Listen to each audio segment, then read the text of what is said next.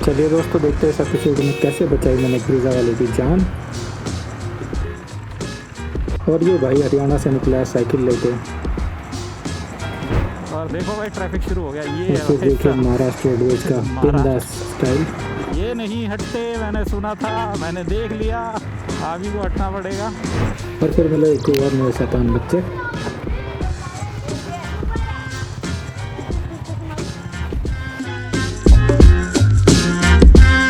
Good morning. हो गई है सुबह, तैयारी हो गई है, सामान लोड कर दिया मैंने ऑलमोस्ट। टैंक बैग रह गया, बाल सही हो गया ना। तो दोस्तों मैं कल रात में 9 बजे करीब पहुंचा था यहाँ सतारा। अभी यहाँ से 10 किलोमीटर है हार्डली, लेकिन अंधेरा हो गया था। और यहाँ लॉज का थोड़ा इशू रहता है। 2-4 जगह मैंने पूछा, कुछ जगह फुल थी, कुछ जगह स्पेस नहीं थी, तो मुझे ये मिल गई साईराज लॉज। यहीं रुक गया। यहाँ इनके पास रूम्स खाली थे। चेन आवाज़ कर रही है, चेन लूप करते हैं और टैंक फुल कराते हैं। पेट्रोल पंप पीछे ही है जस्ट लॉज के। ये पेट्रोल पंप है और ये लॉज है। वो पेट्रोल पंप हो रहा दिख रहा है। छत दिख रही है, नहीं दिख रही? अब देखो ये रही की राइड। अभी गूगल के हिसाब से 300+ किलोमीटर्स की है। 7 आवर्स दिखा रहा है। कोशिश है या तो बीच पे जाएंगे या फिर वाटरफॉल पे जाएंगे।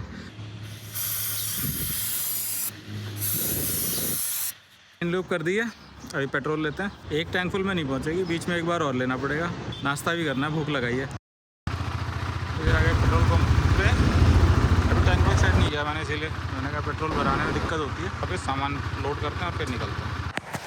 तो दोस्तों ऑनलाइन के जो फ़ायदे हैं नुकसान भी हैं। अभी क्या हुआ कि मैं जल्दी उठ गया था, निकलने की सोच रहा था, तो मैंने इनका लॉज का स्कैनर ऑन करा फ़ोन में, और ऑन करके मुझे कुछ काम याद आ गया तो मैं फिर उसको वहीं छोड़ दिया। फिर अभी जब मैं पेट्रोल लेने गया तो मैंने गूगल पे ओपन करा और डायरेक्ट पे कर दिया, बिना चेक करे कि वो स्कैनर खुला हुआ है कौन सा स्कैन। पेट्रोल पंप वाला भाई कहता है कि भाई अब पैसे नहीं आए। मैंने कहा यार मैंने तो अभी करे हैं। तो फिर उसने कहा कौन से नाम पे करें, नाम दिखाओ। कह रहा ये तो है नहीं पेट्रोल पंप का नाम। फिर मैंने कहा कोई बात नहीं। फिर मैंने दोबारा स्कैन करा तो पेट्रोल पंप का नाम सही है, मैंने पे कर दिया। फिर मुझे रियलाइज़ हुआ कि शायद मैंने लॉज वाले भाई को पे कर दिया गलती से, क्योंकि वही स्कैनर खुला हुआ था। फिर मैं वापस आया, भाई ने कह रहे ऑनलाइन तो नहीं चल रहा भाई, कैश ले लो आप, जो भी आपका एक्स्ट्रा है। तो उन्होंने दे दिया।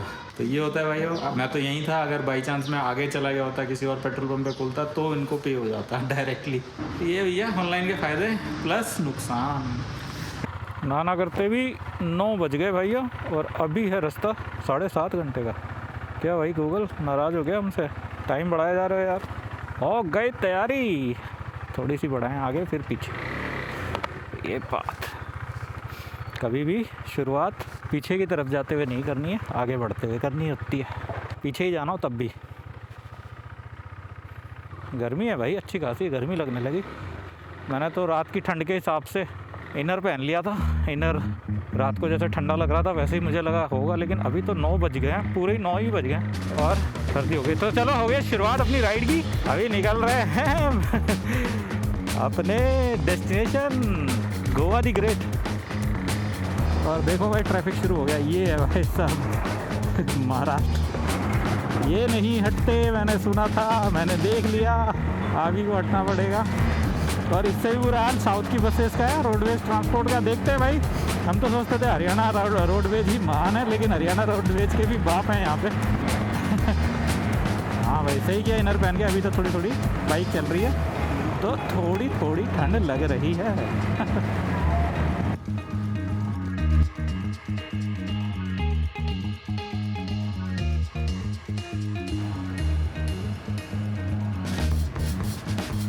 फाइनली शायद हाईवे आया।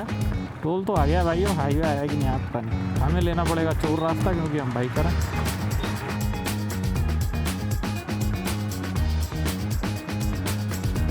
मतलब ये अगर हाईवे है तो टोल तो बनता था भाई इसका इसका टोल लग रहा है। जियो हिंदुस्तान, जियो हिंदुस्तान, यू डिजर्व इट। इसका टोल लग रहा है भाई। मलकापुर कराड़ पहुंच गए भाई। फ्लाईओवर बन रहा है सिटी के ऊपर से जाने के लिए। जब बन जाएगा तो इजी हो जाएगा, तब तक तो नीचे से ही जाना है।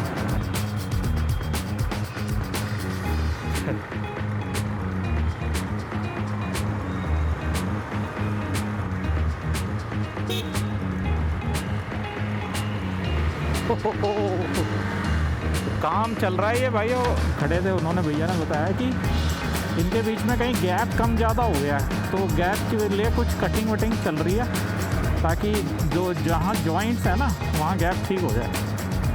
इसलिए ट्रैफिक रोक रोक के चलाना पड़ रहा है। बाइकर्स को जाने दे रहे हैं क्योंकि बाइकर्स के सर पे हेलमेट होता है। सही है जी, हाईवे ढाबा। तो आज भी कर रहे हैं brunch, lunch plus breakfast. Location बढ़िया लगी मुझे, बाहर बढ़िया हवा चल रही है, चेयर बाहर लगी होती तो और मज़ा आता। आ गया अपनी और आ गया है नाश्ता, आलू प्याज पराठा और दही, और आ गई चाय। थोड़ी और भूख लगी तो पार्ले जी जिंदाबाद। ऑलराइट दोस्तों, तो यहाँ रुका था मैं बालाजी होटल पे, श्री बालाजी राजस्थानी होटल। खाना सही था भाई, पराठे वराठे मज़ा आ गया खा के। अब निकलते हैं आगे की राइड पे। पेट पूजा, अब काम दूजा। तो चलते हैं आगे।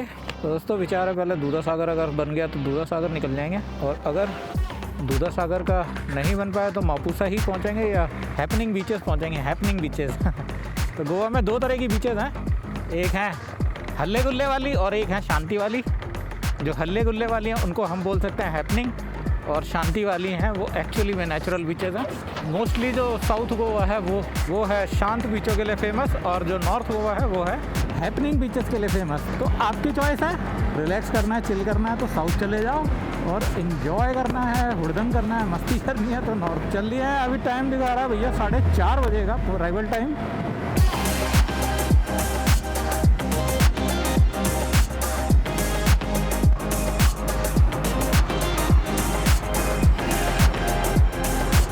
भारत यात्रा साइकिल से, और मैं सोच रहा था कि मैं बड़ा भाई लोगों, जो साइकिल अभी देखी आपने वीडियो में, जो हरियाणा से भाई आया है, भाई भोले के भक्त हैं भाई, भोले के कहने पे निकले हैं। उन्होंने डमरू भी लगा रखा है आगे भोले बाबा का अपने।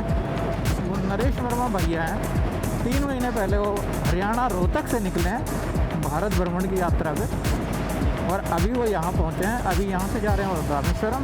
मेरा भी रामेश्वरम जाने का, वो कब पहुँचेंगे क्या पहुँचेंगे पता नहीं। तो भाइयों ऐसे बंदों को सपोर्ट करना बहुत ज़रूरी है। आपको पता होना चाहिए इन सब ट्रैवल में और इन सब में बहुत खर्चा होता है, बहुत मोटा खर्चा होता है। और एक बंदा अगर इस सब कर रहा है, अगर कंटेंट क्रिएट कर रहा है आपके एंटरटेनमेंट के लिए, तो जो लोग सपोर्ट कर सकते हो भाई को सपोर्ट करो। किन्नी टोल प्लाजा, मुझे लगता है बाइक का भी टोल लेते थे क्या ये लोग। किन्नी खुली गई भाई की।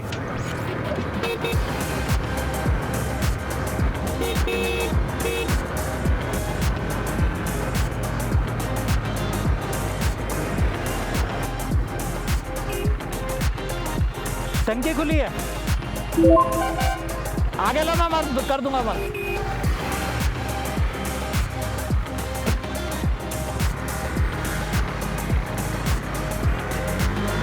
तो भैया एंट्री हो रही है कर्नाटक में, अनदर स्टेट।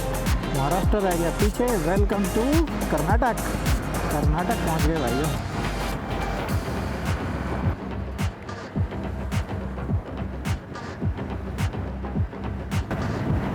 तो दोस्तों नेशनल हाईवे छोड़ दिया है पीछे, अभी हमने ले लिया है शायद स्टेट हाईवे, और जा रहे हैं गोवा की तरफ। वक्त हो गया लगभग, आओ इसको कैसे पार करूं। अरे तेरे इतना खतरनाक ब्रेकर, ये इसका भाई है, इससे भी बड़ा बेकार बना रखा। ऐसे क्यों करते हो भाई, ब्रेकर तो ब्रेकर होते हैं, इतने बड़े बड़े मत बनाया करो। और ये है शुगर मिल, शुगर बन रहा है। जब शुगर बन जाएगी बाकी इथेनॉल मेरी गाड़ी में जाएगा। गन्ने का जूस मैं भी पीता हूँ, मेरी बाइक भी पीती है। बनाओ जल्दी बनाओ जल्दी। ऑल राइट, तो गोवा का बोर्ड दिख गया दोस्तों। और गोवा रह गया लगभग 90 किलोमीटर, और पेट्रोल का भी टाइम होने वाला है। रेंज दिखा रहा है 100 किलोमीटर, बाइक उतनी चलती नहीं है, बाइक चलती है उससे कम। तो देखते हैं, विचार ये है कि पेट्रोल तो अब गोवा में ही भरवाएंगे। ये दोस्तों सामंतवाड़ी फॉरेस्ट,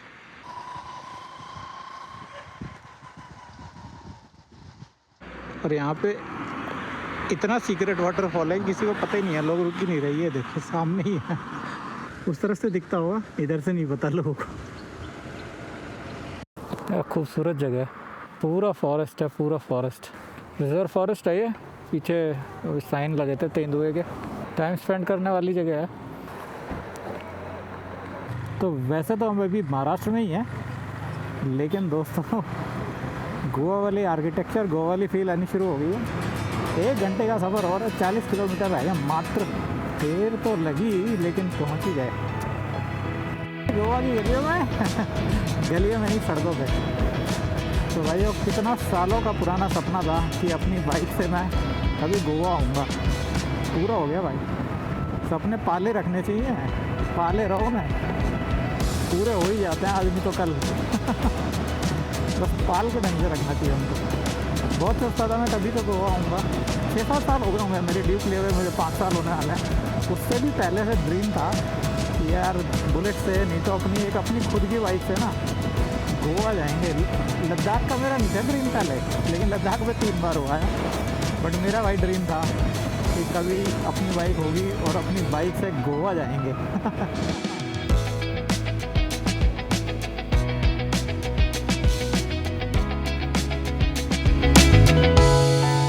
वाह भाई वाह भाई भाई भाई, इधर है नया एयरपोर्ट। पहली बार आया हूँ मैं इस तरफ।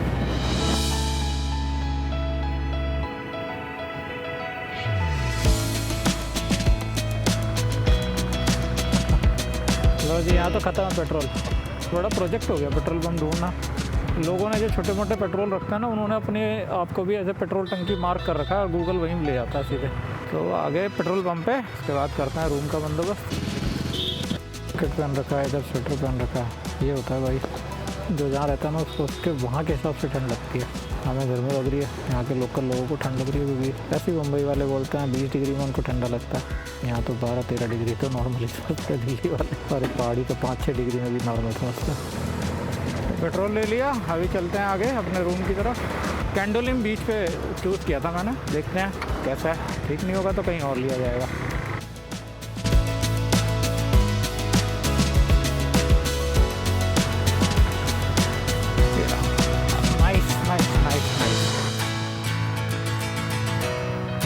पहुंच गए फाइनली गोवा। ये रहा अपना रोसा बेला रिसोर्ट।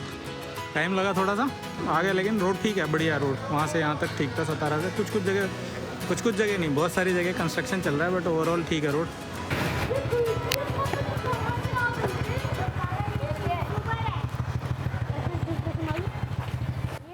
सारी कोल्ड ड्रिंक अकेले पी जाएगा, मुझे नहीं पिलाएगा थैंक यू बेटा। हाँ KTM है, थैंक यू। हाँ चलानी है। सिंगल रूम दिखा दो एक बार। अभी तो है हफ्ता दिन खाली, अगले हफ्ते आएंगे सब, इसीलिए मैं पहले आ गया तो रेट आपको दिखाएंगे तो आप बोलेंगे हाँ इतना रेट। ठीक है। ऑलराइट दोस्तों, तो ये था आज का गोवा का सफ़र। टाइम लगा लेकिन पहुंच गए। सुबह निकला था मैं 8 बजे के 9 बजे के आसपास इनफैक्ट, और आते आते अभी बज गए 4। थोड़ा टाइम पेट्रोल पंप के लिए लग गया। मैं रास्ता गूगल ने थोड़ा घुमा दिया था, तो अदरवाइज़ 3 बजे पहुंच जाता मैं। 300 किलोमीटर था, रफ भी था, हाईवे भी था, कुल मिला के बढ़िया रहा था। 6 घंटे 6-7 घंटे की राइड में पहुँच गया। ये ब्लॉग होता है यहीं का था, मेरा ट्रैवल ब्लॉग था। बाकी गोवा अगर घूमने जाएंगे तो आपको दिखाएंगे। चलो मिलता है फिर नेक्स्ट ब्लॉग में। तब तक के लिए take care and enjoy your life. Bye.